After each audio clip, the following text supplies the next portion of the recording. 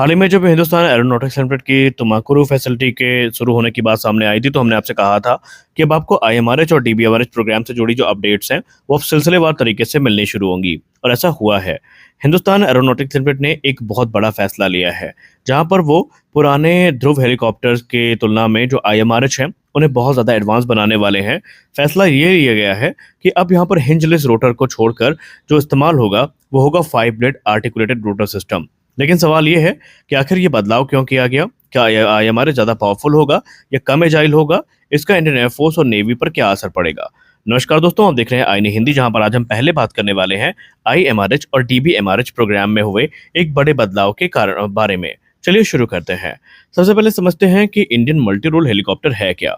आईएमआरएच यानी कि Indian multi role helicopter, इसका वजन तकरीबन 13 टन के आसपास होगा और इसका मुख्य रोल होगा ट्रूप ट्रांसपोर्टेशन, कार्गो को डिलीवर करना, डिजास्टर रिलीफ या फिर वीआईपी मूवमेंट। और ये बेसिकली मी 17 हेलीकॉप्टर के रिप्लेसमेंट के तौर पर आया है। इसको आप मी 17 का एक परफेक्ट रिप्लेसमेंट मान सकते हैं। यानी ये एक medium lift work horse helicopter होने वाला है, जो हर तरीके के मिशन में यूज किया जा सकता है। अब आइए जानते हैं पूरा मेन मामला क्या है। हेलीकॉप्टर का देखिए सबसे महत्वपूर्ण हिस्सा जो होता है, वो होता है उसका रोटर सिस्टम। यही रोटर लिफ्ट पैदा करता है, स्टेबिलिटी देता है और मनूवरिंग कंट्रोल करता है।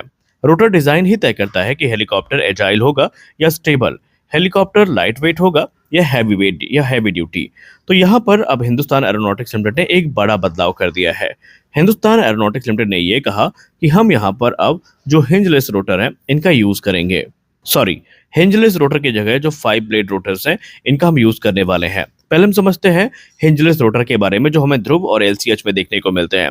इसमें ब्लेड्स रिजिड तरीके से जुड़े होते हैं, कोई मैकेनिकल हिंज नहीं होता है। इससे फायदा ये होता है कि एजिलिटी ज़्यादा होती है और मेंटेनेंस कम होती है। लेकिन इसका नुकसान भी है। हैवी लोड में स्ट्रेस ज़्यादा होता है और स्ट्रक्चर पर प्रेशर काफ़ी ज़्यादा पड़ता है। वही आर्टिकुलेटेड रोटर की बात करें, जो आईएमआरएच में यूज किया जाएगा, तो इसमें हिंजेस होते हैं, जैसे कि फ्लैपिंग हिंज हो गया या लीड लैग हिंज हो गया।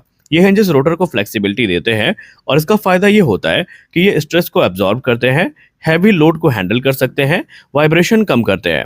इसलिए हैवी हेलीकॉप्टर्स में इन सिस्टम्स का इस्तेमाल किया जाता है। अब बात करते हैं 5 ब्लेड्स ही क्यों।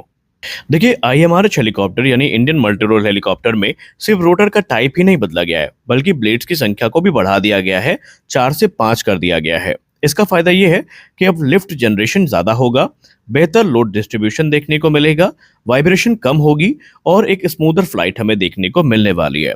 मतलब ज्यादा पैसेंजर्स और कार्गो को अब यहाँ पर आसानी से उठाया जा सकता है। वहीं आईएमआरएच का जो रोटर डायमीटर है, वो तकरीबन 21.2 मीटर्स का होने वाला है। अब इन आर्टिकुलेटेड रोटर्स की वजह से कंट्रोल ज्यादा स्मूथ होगा, स्टेबिलिटी काफी बढ़ेगी, लेकिन एजिलिटी यहाँ पर थोड़ी कम हो सकती है। अब ये कॉम्प्रोमाइज जरूरी है, क्योंकि आईएमआरएच का काम कॉम्बैट एजिलिटी पाना नहीं है, बल्कि हैवी लिफ्ट स्टेबिलिटी को प्राप्त करना है। अब अगर आप सोच रहे हैं कि ये नया डिजाइन रिस्की है, तो ऐसा बिल्कुल भी नहीं है।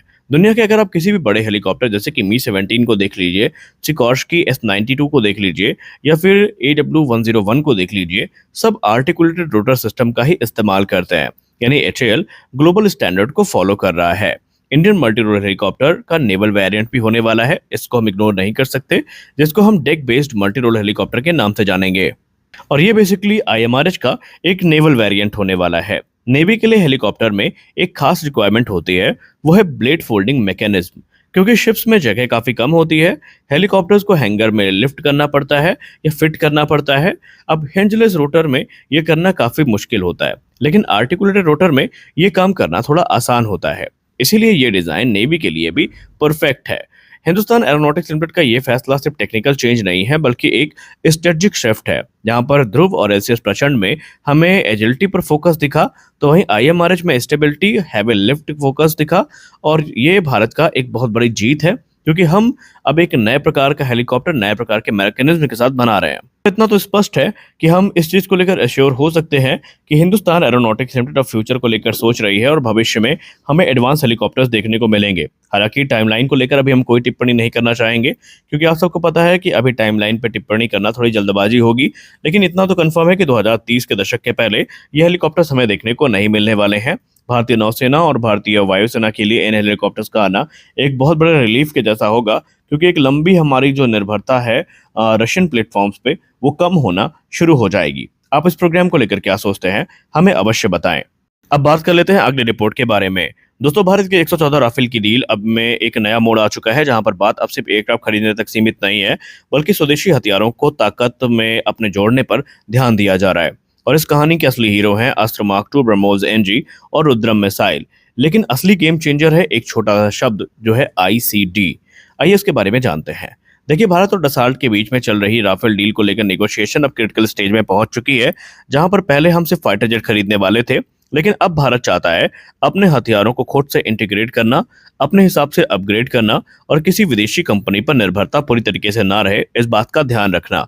और यही कारण है कि आईसीडी यानी इंटरफेस कंट्रोल डॉक्यूमेंट इस डील का सबसे अहम हिस्सा बन गया है। अगर आईसीडी मिल गया तो भारत राफेल को अपने तरीके से कस्टमाइज कर सकेगा। पहले हम बात करते हैं अस्त्र मार्क 2 की। देखिए, ये एक बीवीआर मिसाइल है जिसकी रेंज 220 किलोमीटर से ज्यादा की है। सोचिए, अगर हम दुश्मन को देखे बिना ही लंबी दूरी से उन पर हमला कर दें तो कितना अच्छा होगा। और यही हमारी एयर कॉम्बैट पावर को कई गुना ज्यादा बढ़ा देगा। और इससे हमारी विदेशी मिसाइल पर जो निर्भरता है वो कम हो जाएगी और इंडियन एयरफोर्स को एक बड़ा टेक्निकल एडवांटेज मिलेगा। वहीं भारत जो मिसाइल दूसरी इंटीग्रेट करना चाहता है वो है ब्रह्मोस एनजी।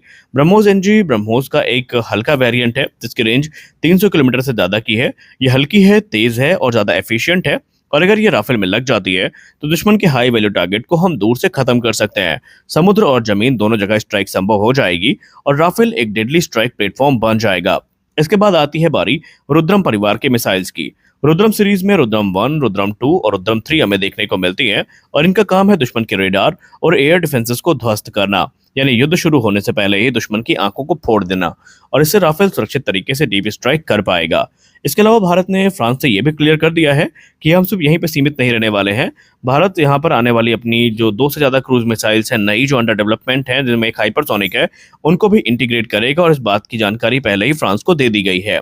ये दिखाता है कि भारत एक कंप्लीट इंडिजिनस इकोसिस्टम बनाना चाहता है। और अब बात करते हैं राफेल अपग्रेड की। भारत ने शर्त में ये भी रखा है कि हम 114 F4 और F5 स्टैंडर्ड के विमान तो आपसे लेने ही वाले हैं, लेकिन हम मौजूदा जो F36 राफेल फाइटर जेट हैं, इन्हें F3R से F4 प्लस स्टैंडर्ड में अपग्रेड भी करेंगे। F4 प्लस स्टैंडर्ड के अपग्रेड मिलने के बाद इनमें बेहतर एवियोनिक्स देखने को मिलेगी, बेहतर सेंसर फ्यूजन और एडवांस इलेक्ट्रॉनिक वॉरफेयर देखने को मिलने वाला है। और भविष्य में F5 स्टैंडर्ड भी भारतीय वायुसेना को ज्वाइन करेंगे, जिसमें स्टेल्थ इंप्रूवमेंट होंगी, एआई बेस्ड डिसीजन सिस्टम होंगे और ड्रोन्स के साथ इनकी कनेक्टिविटी काफी ज्यादा होने वाली है। और सबसे महत्वपूर्ण सवाल तो ये है कि आईसीडी भारत ने बहुत ज्यादा इस समय गंभीरता के साथ मांगा है, क्योंकि पहले विदेशी कंपनियां इंटीग्रेशन पर कंट्रोल रखती थी और भारत अपनी मर्जी से अपग्रेड नहीं कर सकता था। लेकिन अगर आईसीडी मिल गया तो भारत खुद वेपन को इंटीग्रेट करेगा, बार बार अनुमति लेने की जरूरत नहीं पड़ेगी और राफेल पूरी तरीके से एडॉप्टेबल बन जाएगा। तो इस वीडियो में बस इतना ही। मिलते हैं अगले वीडियो में कुछ अपडेट्स के साथ, तब तक के लिए जय हिंद।